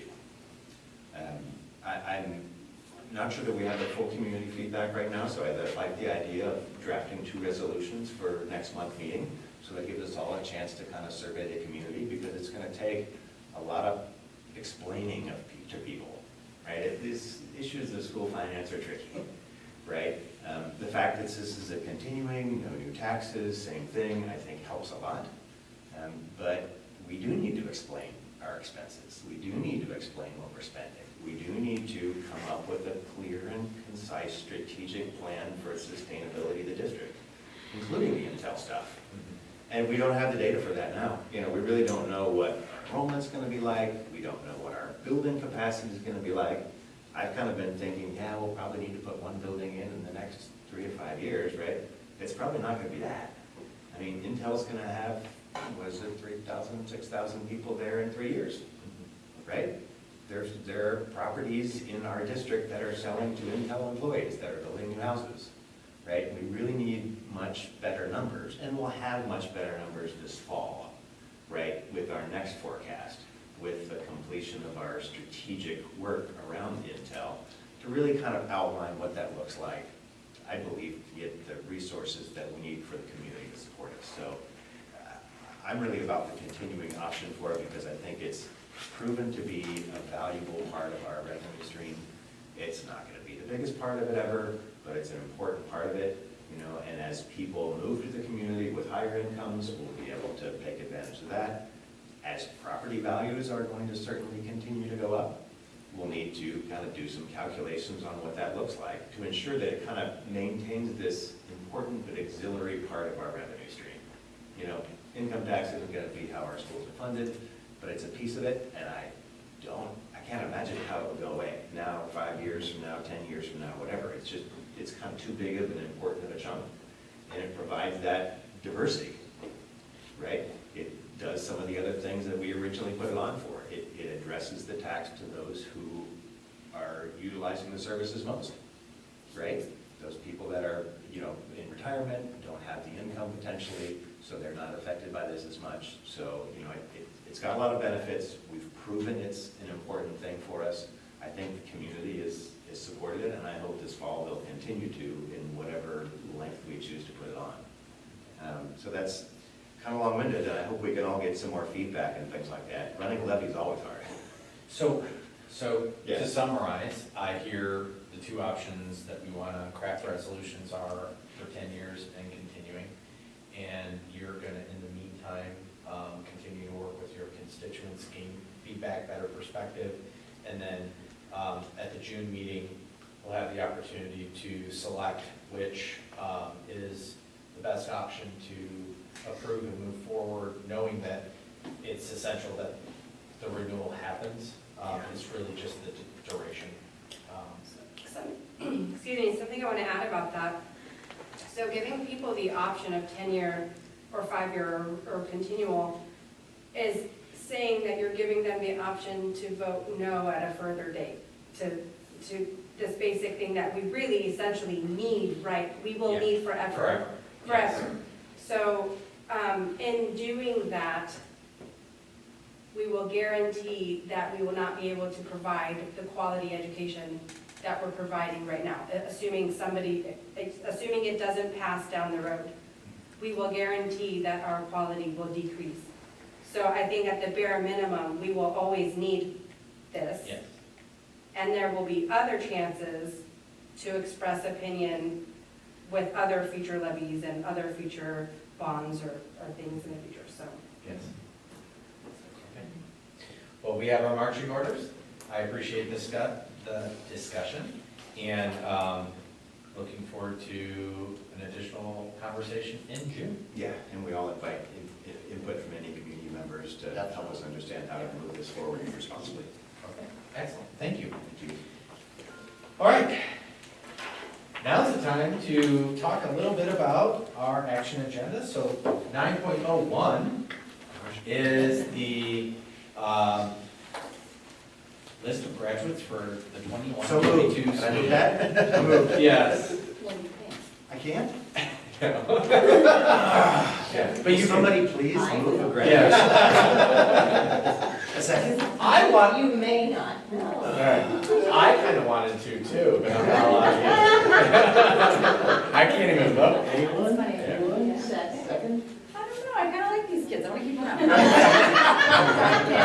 All right. One's on the list this year. Excellent.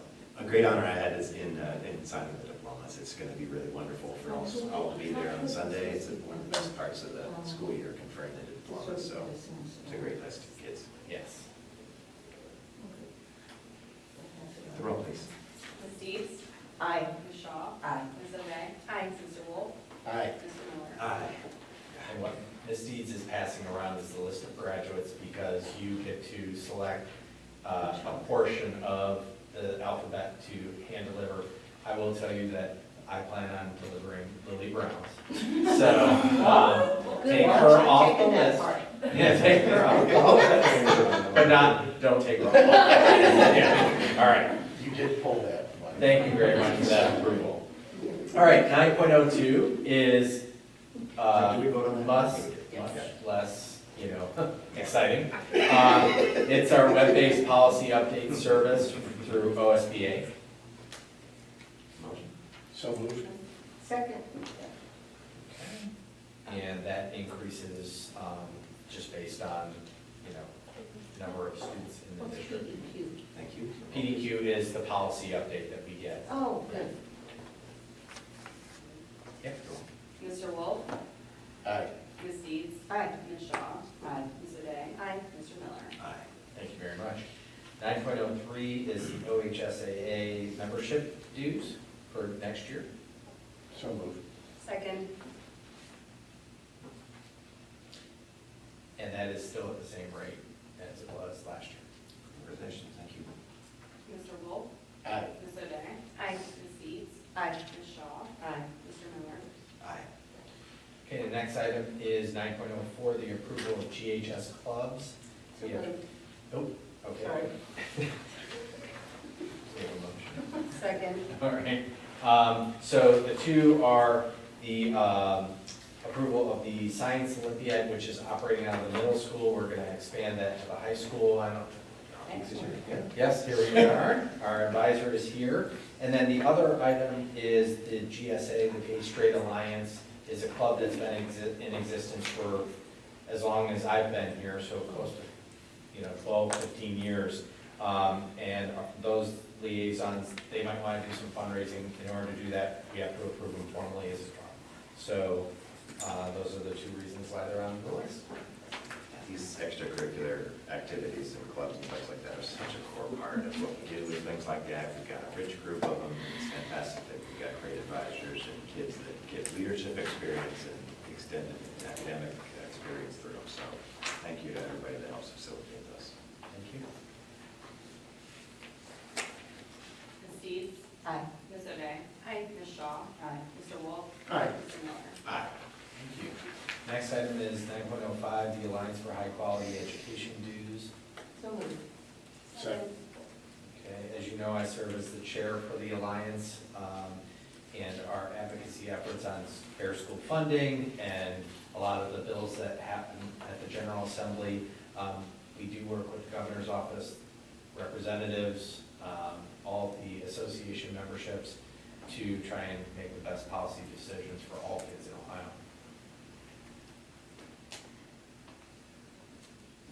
Ms. Deeds? Aye. Ms. O'Day? Aye. Ms. Shaw? Aye. Mr. Wolf? Aye. Mr. Miller? Aye. Next item, 9.06, are the contracts for students with special needs with the Licking County Educational Service Center. So moved. Second. Self-explanatory.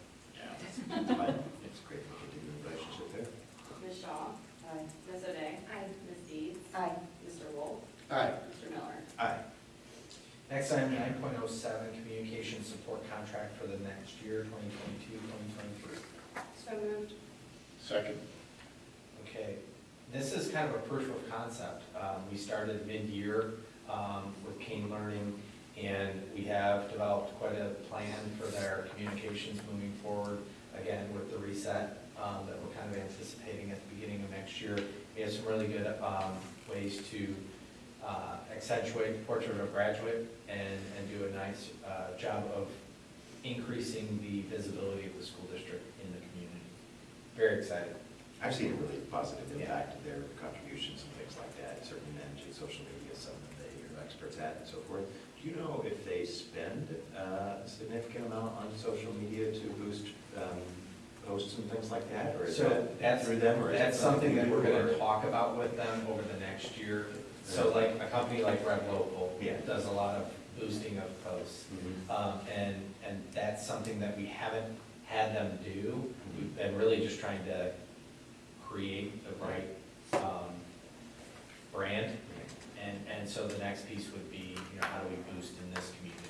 Well, I mean, I think it's impressive that the traction they are getting and the visibility they are getting and the message, which is based on the quality of the communications and the reads that it gets because of that. So that's fantastic, and I think, if we have messages to target that's a relatively low cost for a small community like this, that maybe they can help us understand how best to direct that. Yeah, I think the analytics have been helpful. Yeah, exactly. They're looking at the information and doing the data like that. That's fantastic. It's a good way to show the community what we're doing too, just highlight different things that I didn't even get to see before. So- Absolutely. Roll, please. Ms. O'Day? Aye. Mr. Wolf? Aye. Ms. Deeds? Aye. Ms. Shaw? Aye. Mr. Wolf? Mr. Miller? Sorry. Aye. Okay, next item. Vote early, vote often. Yeah. Next item is 9.08, the Ohio Guidestone contract for the 22-23 school year. So moved. Okay, this is our provider that offers the mental health services throughout the school district. Obviously been absolutely critical over the last month, but we are increasing the amount of time that our service provider is actually serving our school district for next year. Sorry, can you repeat that? You're increasing the Yes, time? we are increasing the time that the Ohio Guidestone contract is operating for Granville schools. Right now, they're a service provider that can take outside clients as well. We're guaranteeing that she will be in the district working for us for 4 days. And did you say this is mental health? Yes, it is. So it's a licensed social worker. It's a great model, too. Not only is it a great model, it's great individuals connected to professionals that really are in need for our students in many cases, right? They have a good connection with our teachers, and our staff are able to identify students that can be, talked to a little bit more deeply and referred to, to whatever expertise is required.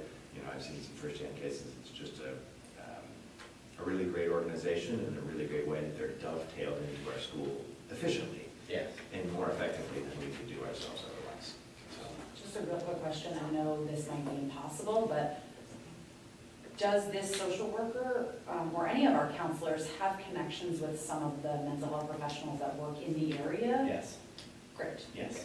so the model, yeah. So all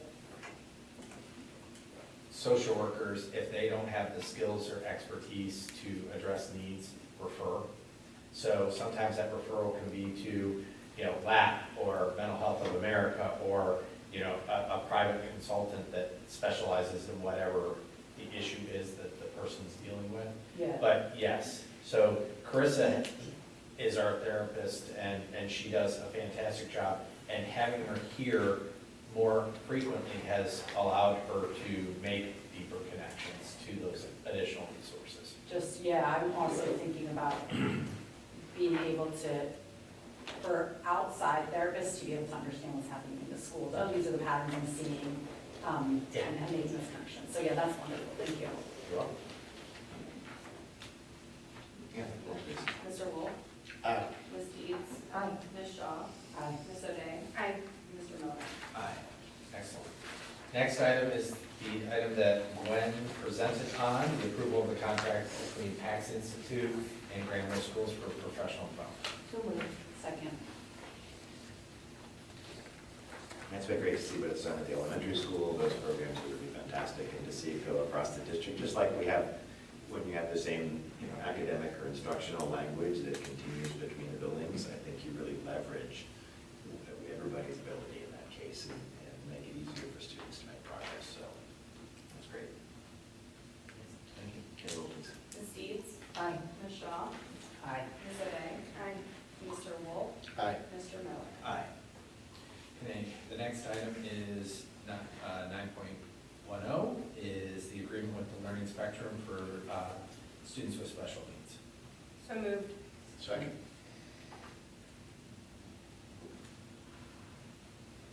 So, Okay, roll please. Ms. O'Day? Aye. Mr. Wolf? Aye. Ms. Deeds? Aye. Ms. Shaw? Aye. Mr. Miller? Aye. next item is 9.11 is the approval of the contract with the Educational Service Center of Central Ohio for ELL services. So moved. Second. I don't see that on mine, for ELL services? Yes. Yeah, one Oh, I see it. line. Okay, I'm sorry. And that really is what Gwen was talking about in the federal programming. It's the alignment with the ESCCO. Okay. Sorry, did somebody already move and say something? Yeah. Okay. Ms. Shaw? Aye. Ms. Deeds? Aye. Ms. O'Day? Aye. Mr. Wolf? Aye. Mr. Miller? Aye, thank you. Next is 9.12, the authorization of the contract for the flooring renovation project. This is a PEI expenditure, but it's over the threshold that requires court approval. So it's replacing carpet with floor. In all of our buildings? It's primarily in the elementary and. Just a handful of classrooms Yeah, in it's, each building. we try and hit the worst across the buildings, so it's really spread across, but it's not all. We'd be spending a lot more. Second. Get rid of that crowd. Motion and second. We don't have much. So moved. So moved, me. Yeah. Yeah. Sorry, and second. Amy second. Okay, thank you. And I think we're probably going to vote. Ms. Shaw? Yes, aye. Ms. Deeds? Aye. Ms. O'Day? Aye. Mr. Wolf? Aye. Mr. Miller? Aye. Okay.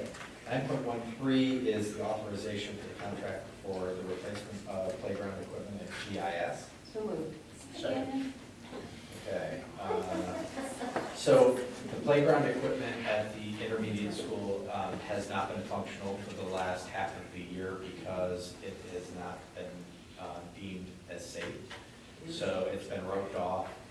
We have to replace that. We also had, it was a co-location for a beehive today. So I got some great video from Jim Bigodair and Jim Redding, who got bees into a bee box. So that's kind of cool. But that's a distraction to the actual point. But it's a very cool video if you want to see. Tracy? I lived it today. Yeah. But this contract, once we approve it and we replace, the PTO has not had an auction in the last couple of years. Their intent is to, once they have the auction, give us some reimbursement funds back towards the playground equipment like they did with the elementary school. So we vote on all? Yes. Is this what we did the pennies for? No, Oh, okay. different project. Okay. Yeah. So moved. I think we're done with that. Yeah. Yeah. Ms. Deeds? Aye. Ms. Shaw? Aye. Ms. O'Day? Aye. Mr. Wolf? Aye. Mr. Miller? Aye. Okay, next item is 9.14, approval of the SAC contract for next year, 2022-23. Remember, SAC is our before and after school provider for childcare. So moved. Second. It's a great program. Yeah, so next year, the plan is that she will operate out of the elementary only. When they did enrollment, they only had 6 students that applied for the intermediate school, so they'll actually get bused like they used to back down to the elementary. So we're gonna be operating out of the elementary only and adjusting the contract When did accordingly. we used to get funds? In between, pre-COVID, Oh, okay. yeah. That's fine. Ms. Deeds? Aye. Ms. O'Day? Aye. Ms. Shaw? Aye. Mr. Wolf? Aye. Mr. Miller? Aye. Okay, thank you. That concludes our action agenda. The next is our consent agenda, which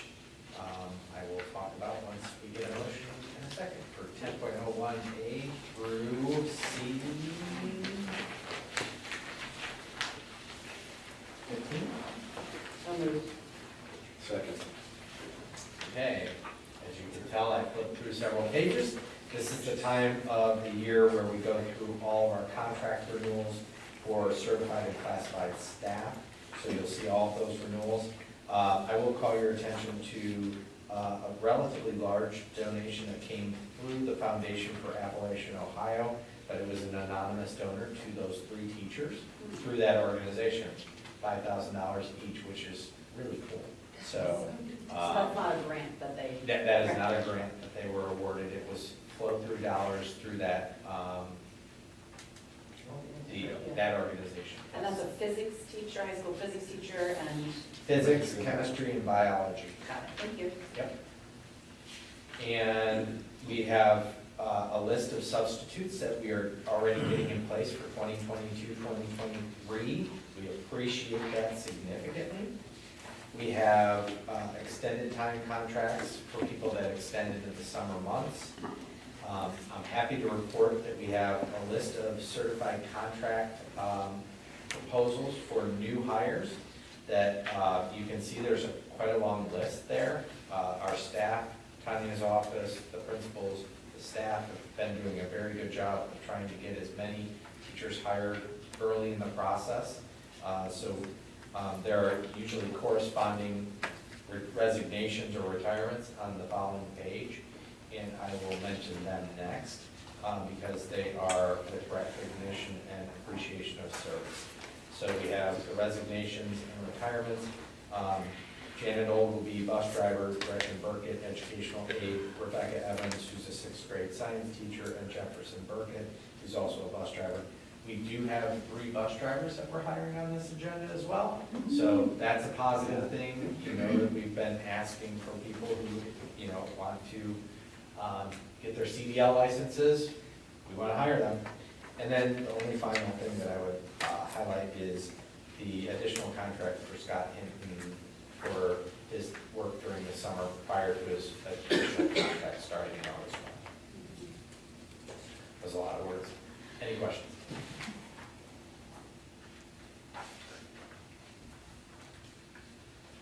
It's great that Mr. Hinton can be here at the same time as Matt Durst in next grade transition.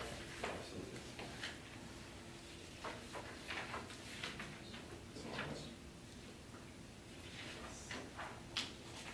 That's great. Any other questions? Roll, please. Ms. Shaw? Aye. Mr. Wolf?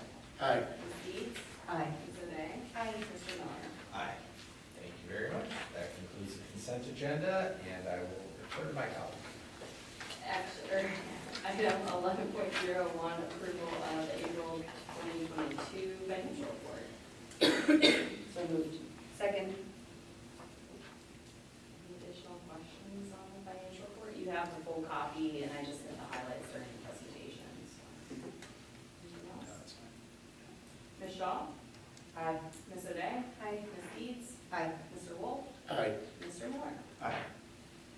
Item 11.02, approval of the 5-year forecast. So moved. Second. Sorry.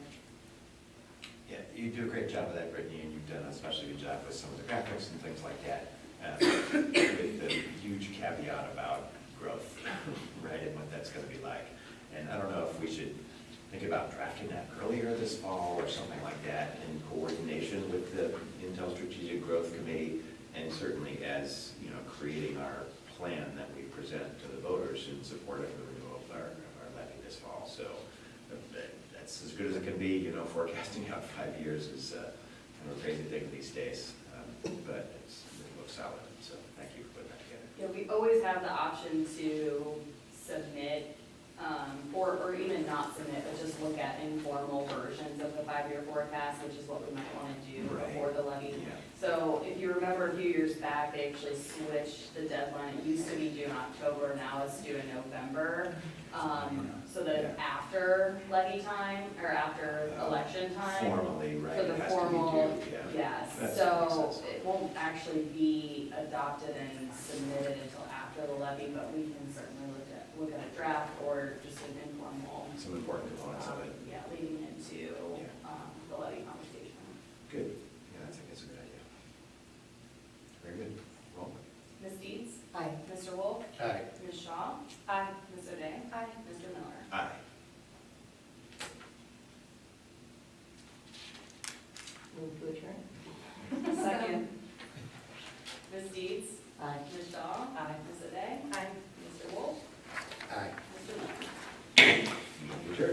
Thank you.